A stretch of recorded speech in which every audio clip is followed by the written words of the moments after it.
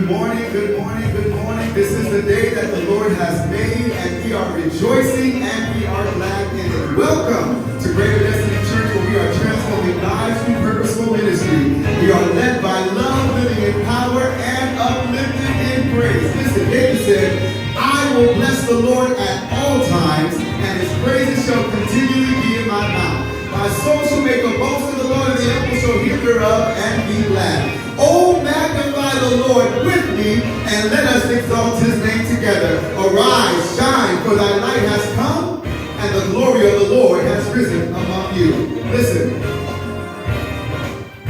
Come on, clap your hands. Let the glory of the Lord rise among us. Let the glory of the Lord rise among us. Let the praises of our King rise among us. Let it rise. Let the glory of the Lord, let it rise. Let the glory of the Lord, let it rise. Let the praises of our King, let it rise. Sing, oh,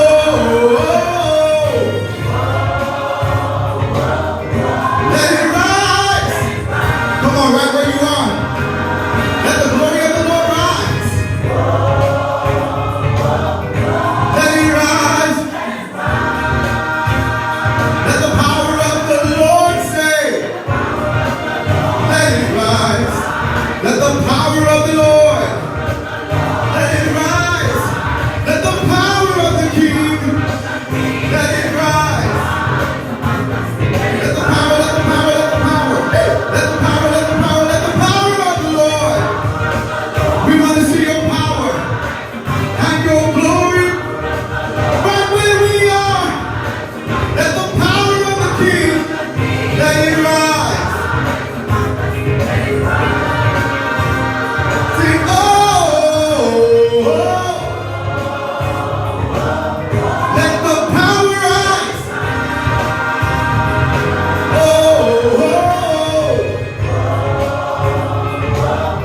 Let your power rise. Listen, let the dance of the Lord,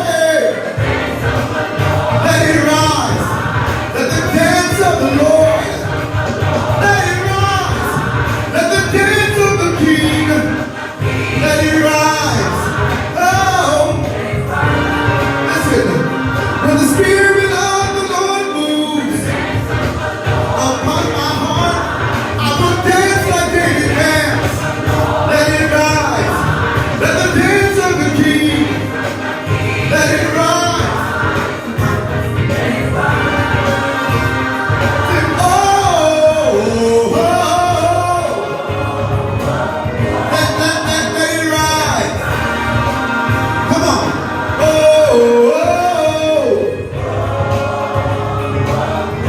Let it rise. Let the shout of the Lord, yeah. Let it rise. Open up your hands, all ye people, and shout unto God with the voice of triumph. Let the shout, let the shout, let the shout of the Lord, yeah. Let it rise. Let the shout of the Lord, let it rise. Let the shout of the King, let it rise. Say, oh, let it rise. Say, oh,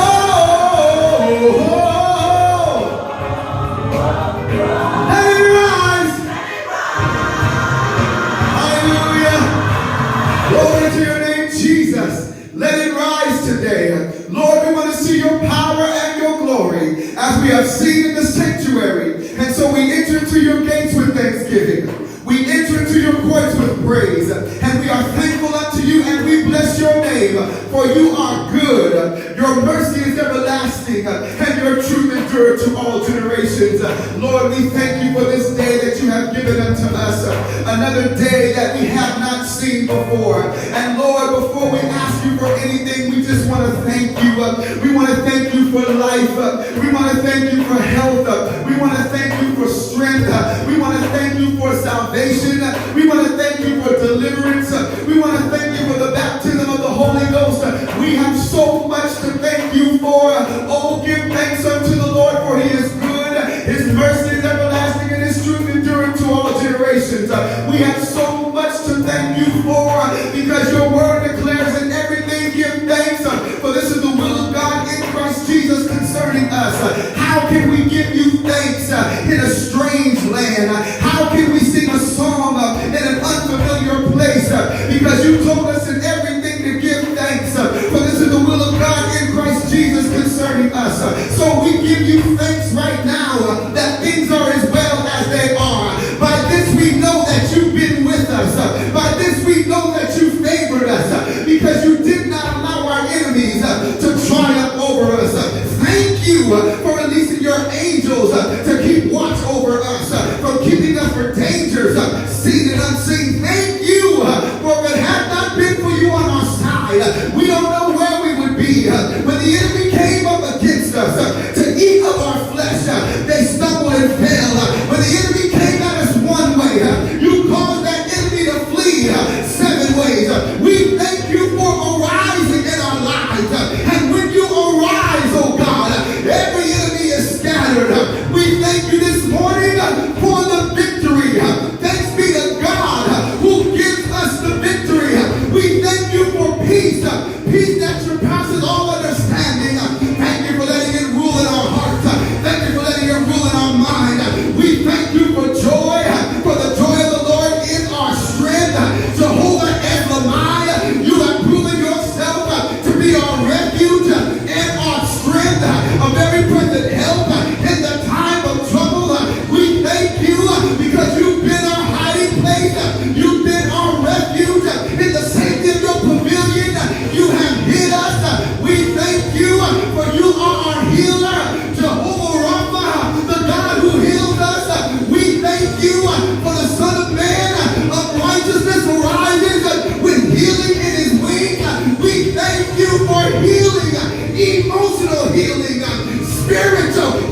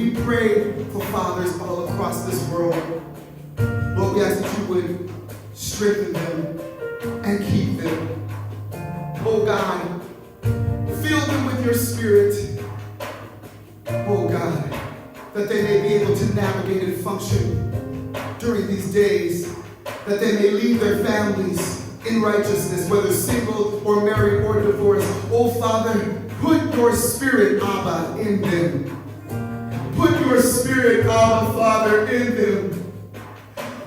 You are our Heavenly Father, and you teach us how to be a father. You have demonstrated what fatherly love really is. You sacrificed, you provided, and you protected. We thank you for your exemplary fatherhood. Abba, Father, impart, impute, release into men everywhere. Men that are not yet fathers. Oh, Father, mold them and shape them for fatherhood. Prepare them to be a husband as they would love their wives as Christ loved the church. Prepare them to be fathers, not to provoke their children unto wrath, but to provoke their children to do good. That they would not be brawlers or strikers, but they be men of wisdom, men of integrity, men of influence and affluence, and men of discipline, mighty men of valor, mighty men of spiritual war. We thank you and we praise you for blessing fathers everywhere. Oh God, and we thank you and we glorify you for what you're doing in the earth realm. Oh God, we sense that the earth is groaning, that the earth is trying to birth something forth. The earth is trying to push something out. What is the earth trying to push out? Oh yes, the kingdom agenda of God. For the earth is the Lord's and the fullness thereof, the world and they that dwell therein. Oh yes, God, we thank you that even in the midst of this pandemic, we sense the travailing in the spirit. We sense that the earth is travailing, and there's going to be a rebirth of the church that is going to bring revival to the church. We thank you and we praise you that we will experience your power. We will experience your fire like we've never experienced it before. Your fire will sit and rest on us for over 6 days like it did on Mount Sinai. We thank you for this revival, for the reformation of the church, the facelift of the church, this divine makeover that you're doing in the body of Christ. We submit and we say, not our will, but your will. Thy kingdom come, thy will be done in earth as it is in heaven. We bless your name. And so, Lord, we will be still and know that you are God, that you will be exalted among the heathen, that you will be exalted in the earth. And we yield ourselves this afternoon, and say, Lord, you can use us. You can use us to be your epistles, known and read of men, that when they see us, they see the words of Christ. They see the miracles of Christ. They see the signs and the wonders of Christ. Oh Lord, we thank you because this day you're calling us to be your miracle, your sign, and your wonder in the earth. No, we are the miracle, the sign, and the wonder in the earth.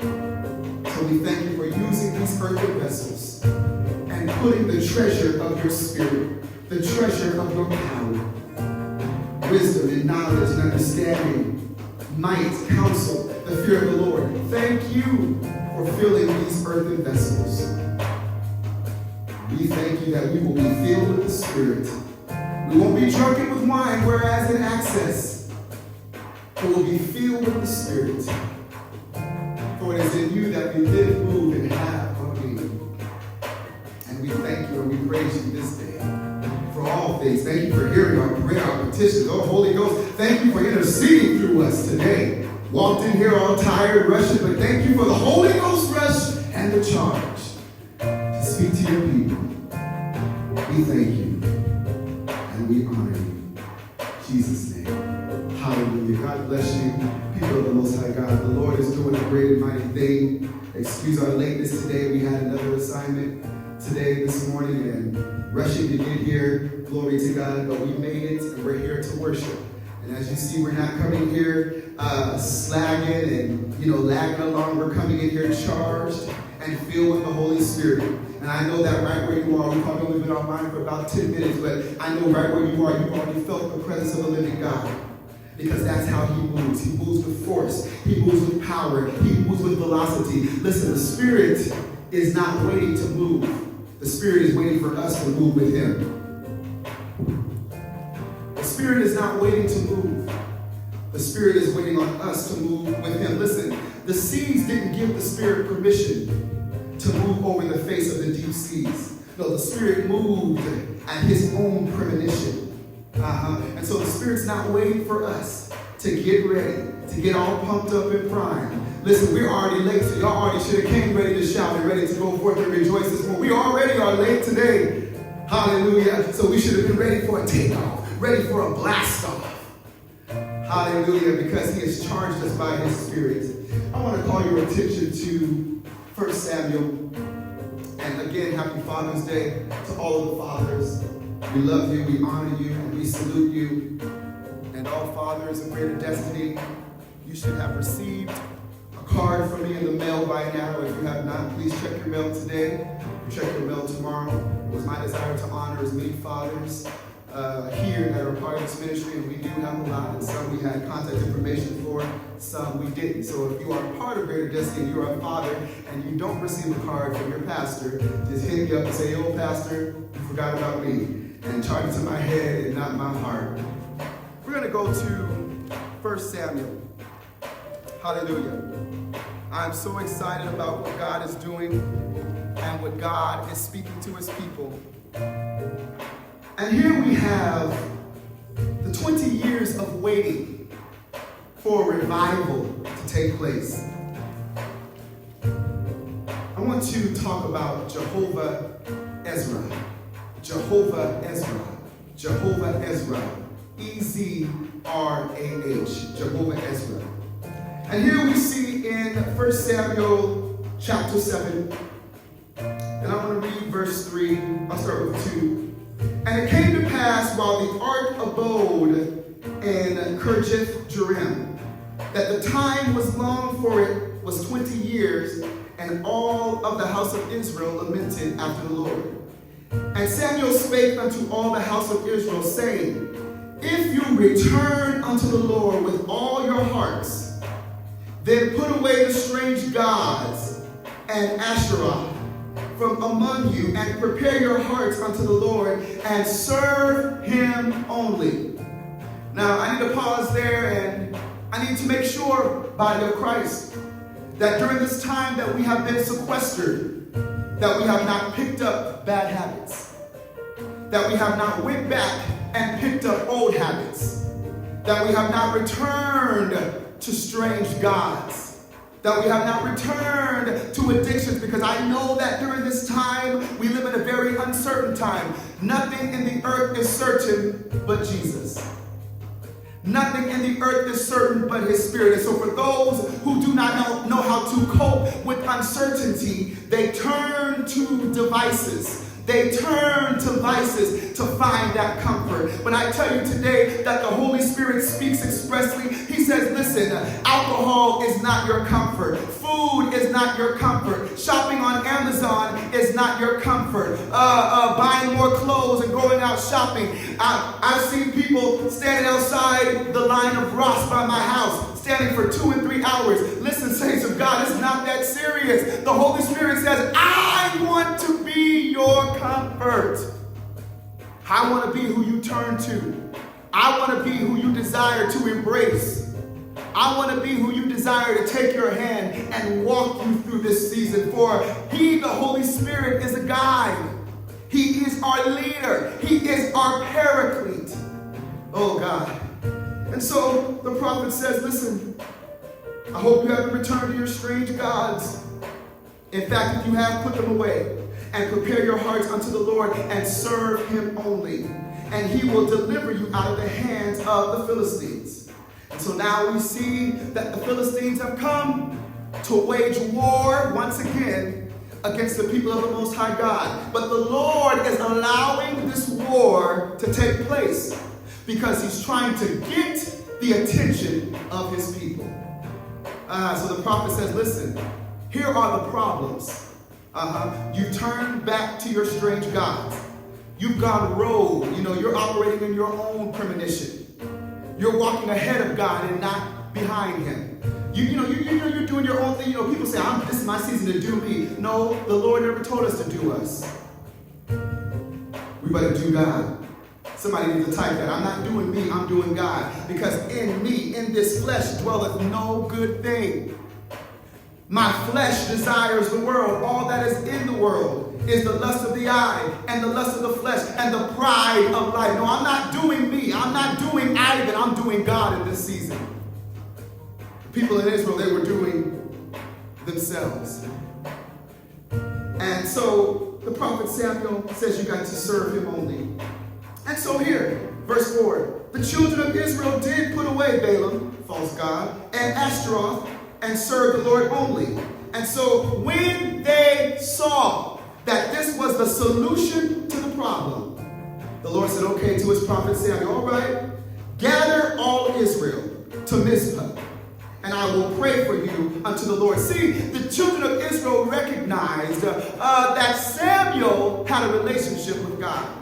And that if there was anyone who can get a prayer through, if there was any prophet who could intercede on the behalf of a nation, it was Samuel. See, understand that this was passed down to Samuel.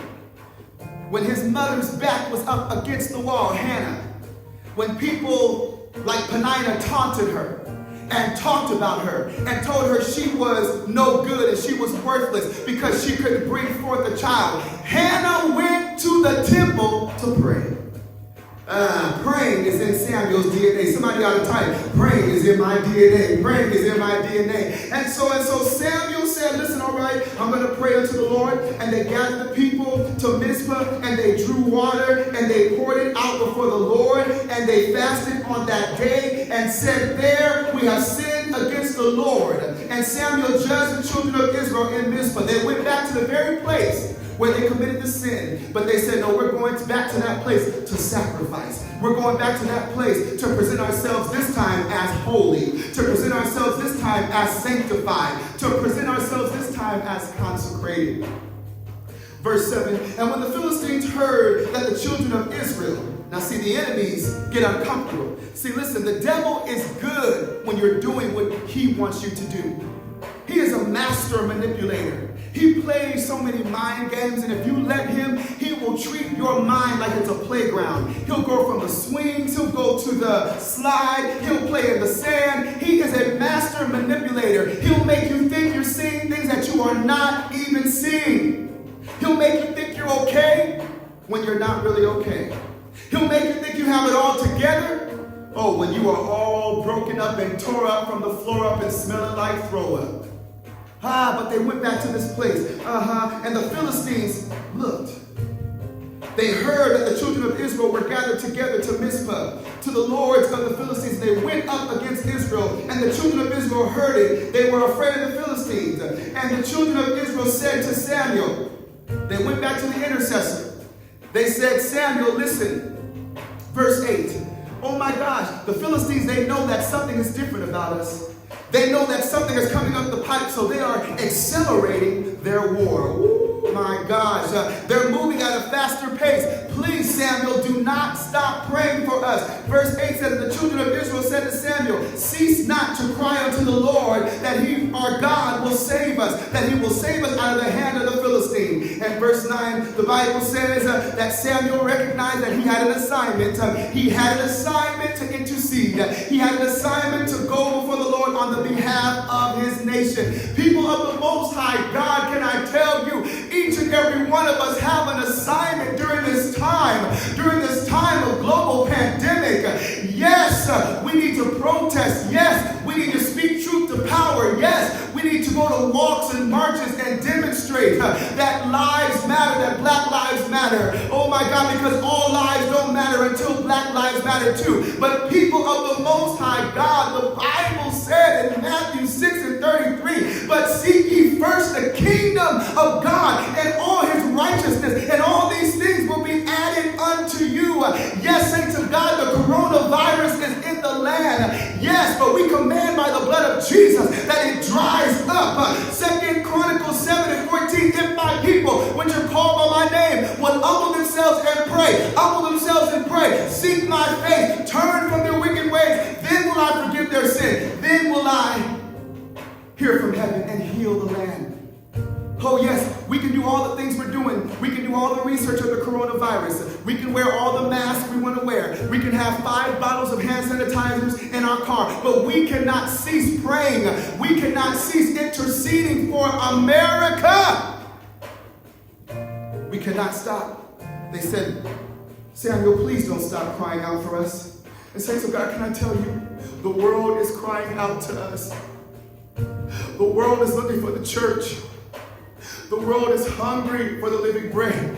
The world is depending, oh my God, on the prayers of the righteous, for the effectual fervent prayers of the righteous availeth much. Somebody is depending on you. Somebody, listen, this is why we pray for justice. The blood of all of those that have been slain by police brutality, like the blood, oh my God, of Cain. It's crying out that we pray for justice. Crying out that we pray for mercy. So. They said, pray for us. Don't stop interceding for us. Don't stop crying for us. Don't come down off the wall for us. Oh God, I feel the Holy Ghost. Oh God, I feel the Holy Ghost. The world is crying out for the church to be the church. The world is crying out for us to stay on our watch. The world is crying out for us not to let the fire on the altar go out. The world is begging us, please.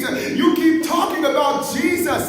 You keep saying you have the remedy. Don't cease going to him on our behalf. Verse 9, and so Samuel took a suckling lamb and he offered it for a burnt offering, holy unto the Lord. And Samuel cried unto the Lord for Israel, and the Lord heard him. This is why we've got to present our bodies a living sacrifice. We don't have a lamb, or ram, or a horn, or a bullock. We don't have any of that, a ram's horn rather, or a bullock. But he said you can bring yourself to the altar, present your body as a living sacrifice. And so the Bible says that the Lord heard him. And verse 10 says, as Samuel was offering up the burnt offering, this was his prayer, this was his sacrifice, this was his intercession, the Philistines drew near. Oh my God, oh my God. Y'all need to be shouting right now. The enemy keeps trying to come near, but near does not mean defeated. Oh, near does not mean defeated, because just like your enemies are near, you have someone who abides within, and greater is he that is within you than he that is within the world. Near doesn't mean defeated.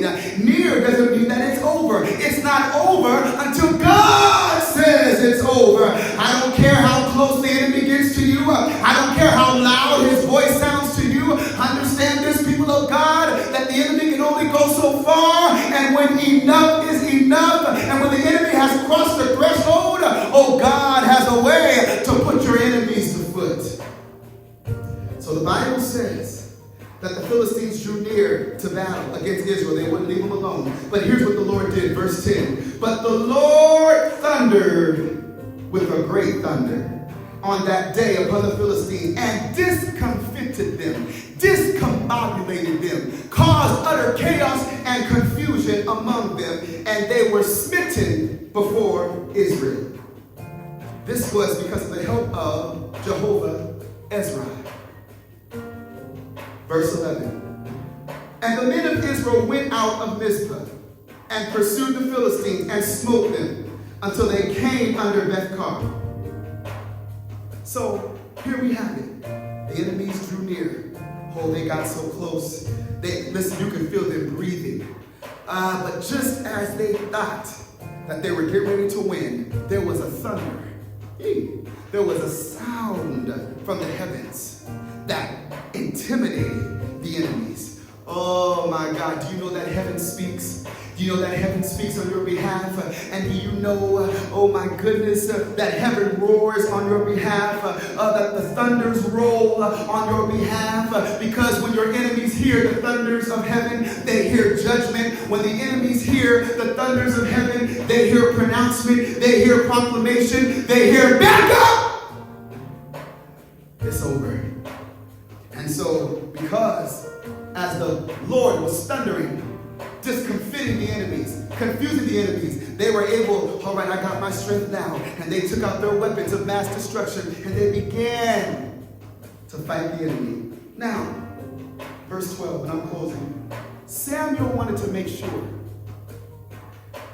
that nobody got the glory but God. Samuel wanted to make sure that throughout the annals of time, throughout the archives of history, Samuel wanted to make sure that people would know that it was Jehovah Ezra, the Lord who is our help, that did this. Verse 12 says, and so Samuel took a stone and he set it between Mizpah and Shin. And called the name of it Ebenezer, saying, hitherto hath the Lord helped us. And I just want to tell you today that everything that you are going through, everything that you have been through, everything that you will go through, you are going to come out with a testimony.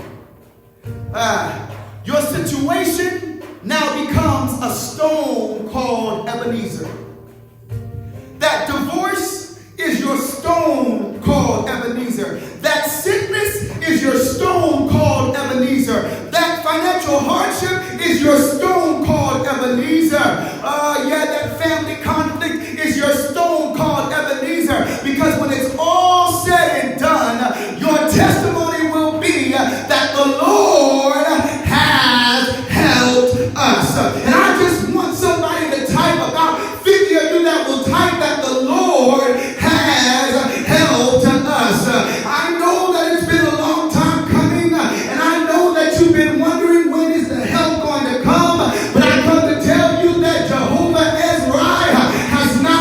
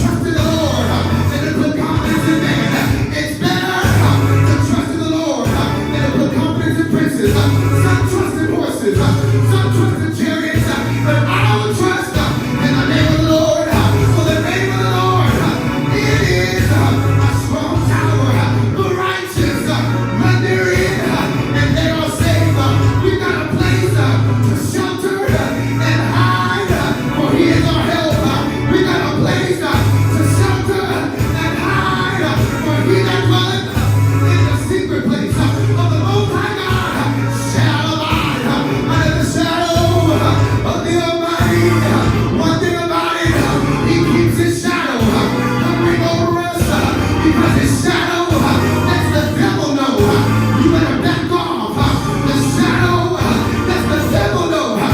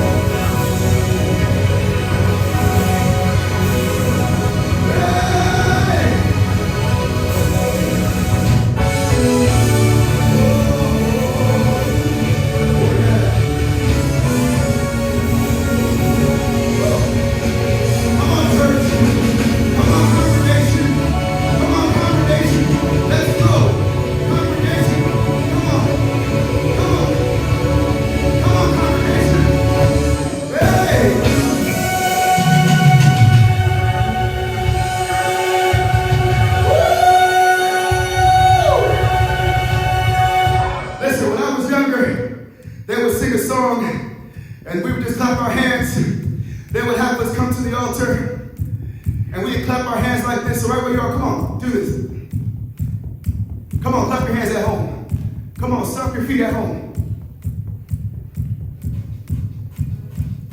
Come on, come on, come on. And they would sing a song. Help me, help me, help me, help me. Need your help. I need your help. Help me, Lord. Help me, Lord. Need your help. 911. Need your help. Help me, Lord. Help me, Lord. Help me, Lord. Help me. Help me. Need your help. Need your guidance. Need your strength. Need your comfort. Help me. Help me. Help me. Help me. 911. Emergency. 911. Got emergency. Need your help. Need your help. In my mind. I need your help. In my heart. I need your help. In my mouth. Put your word on my lips. Let the corrupt communication come from my mouth. Help me in my family. Help me in my money. Help me in my church. Help me. Help me.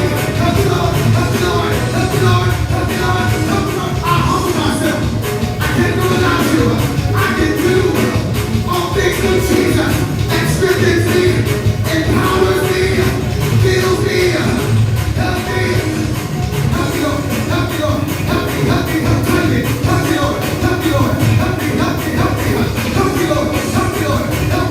Help me,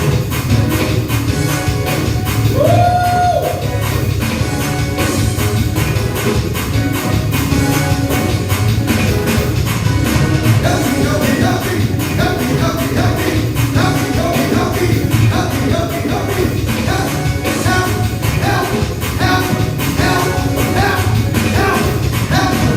Help me, Lord. Help me. Help me. Ebenezer, and he's all wrapped up and encapsulated in your testimony. And so for every area in your life that you thought was a stumbling block and an obstacle, you can look at that thing and put it in between and say, this is my testimony. This is my Ebenezer song. My testimony says, hitherto in this place, the Lord has helped me.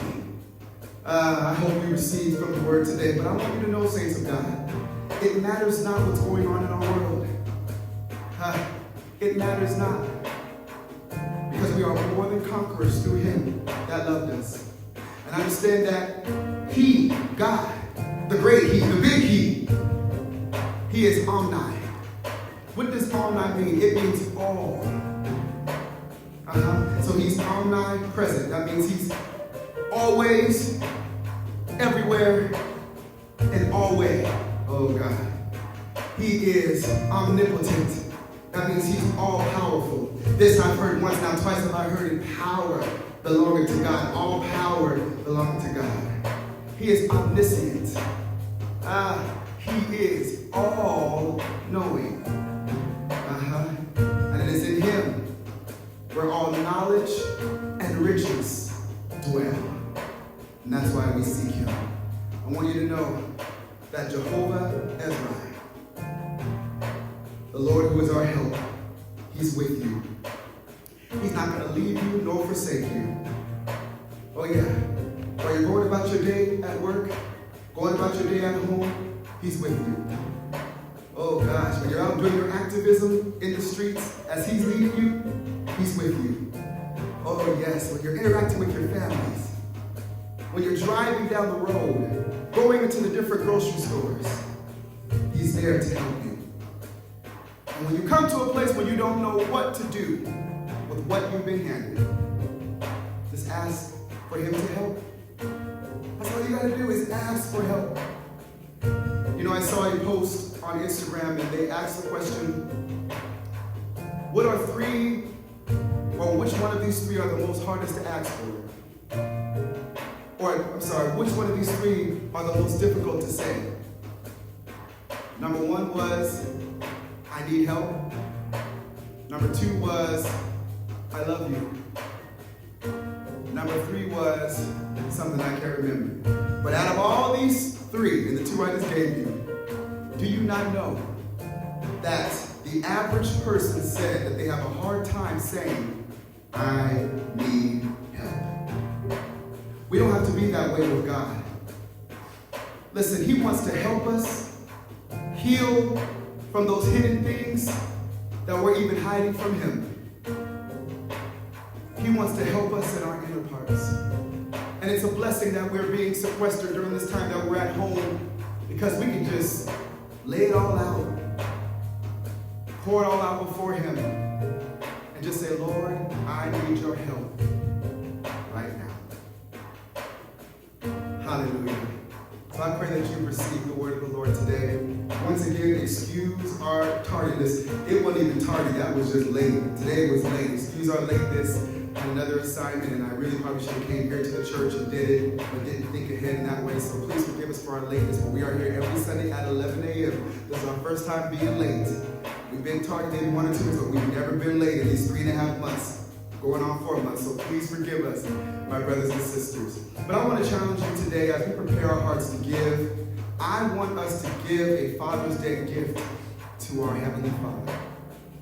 I want us to offer unto him a Father's Day offering. Oh my God. For those of you that can, I want you to sow a seed of $40 today. And I want you to say, this is my offering of thanksgiving to Jehovah Ezra for helping me.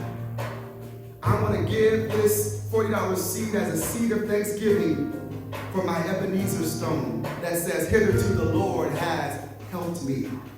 I want to give this $40 seed as a love token for all of the wonderful things that God is going to do in my life. I want to give my Heavenly Father a Father's Day gift today. I'm going to give $50 today. So I know those of you that can give that $40, I want you to do it. If you say, I don't have the 40, I want you to give 20. If you don't have the 20, I want you to give as close to it as possible. Today, we're giving Abba Father a gift, a Father's Day gift. He has been the best father we could ever have. He's been a daddy. Oh my God. He has been truly a daddy in our lives. So we thank God for what he has done. I also want you all to tithe today. Those of you that are tithing, you're giving unto the Lord 1/10 of your increase. And oh my God, testimonies have been coming in. This week I heard from a sister, she just bought a brand new car. She thought it was going to cost thousands upon thousands of dollars to get a car fixed.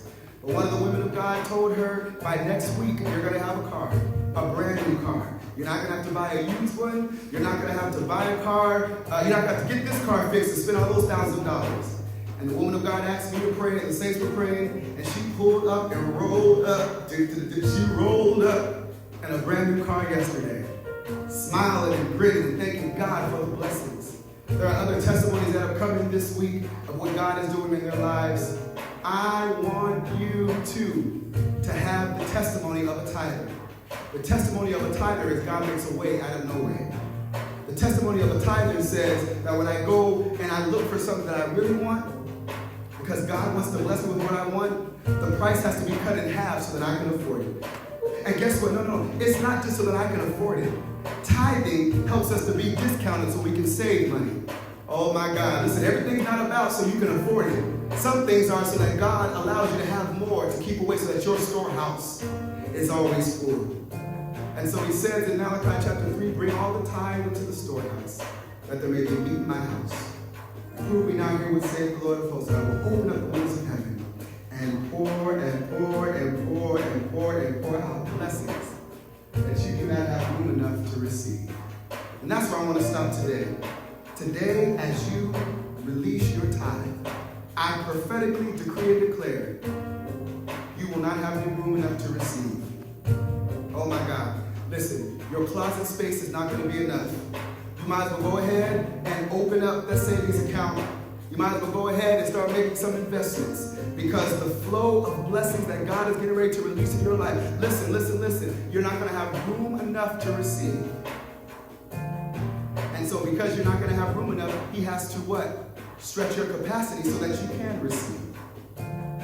Oh my God. And that in which you have too much of, then you can bless somebody else, because it's more a blessing to give than it is to receive. Father, in the name of Jesus, I thank you and I praise you for every sower that is sowing that $40 seed or that $20 seed or whatever is closest, whatever is their best.